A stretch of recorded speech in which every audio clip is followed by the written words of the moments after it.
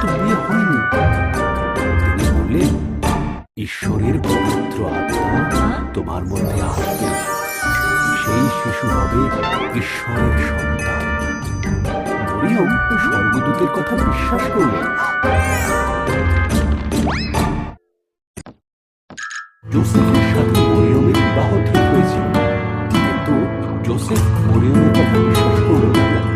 তখন স্বর্গদূত এসে তাকে দেখা দিল আর বলল, মরিয়ম মিথ্যে বলছে না, তার পুত্র হবে ঈশ্বরের সন্তান। তোমরা তার নাম রেখো যিশু। পেরিয়ে গেল। সরকারি নিয়ম অনুসারে জোসেফ তার নিজের দেশ বেথলেহেমের উদ্দেশ্যে যাত্রা শুরু করল।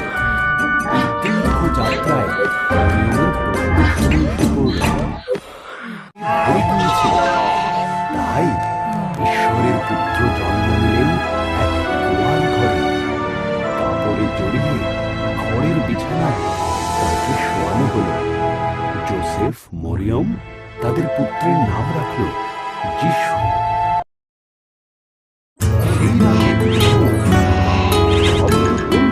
তোমাদের পরিত্রাতা জন্ম নিয়েছেন, তিনি বেথলেহেমের একটি পাত্রে শুয়ে আছেন।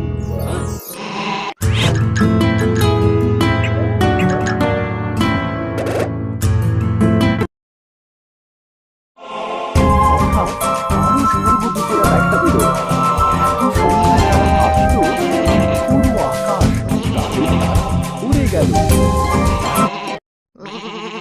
যখন স্বর্গদূতেরা চলে গেল, নিষ্পালকেরা বেথলেহেমে তাড়াতাড়ি পৌঁছাল। তারা শিশুটিকে একটি জাত পাত্রে শোয়ানো দেখতে পেল, যিনি তাদের পরিত্রাতা। প্রথম স্বর্গদূত যেমন বলেছিলেন ঠিক সেই রকমই ছিল।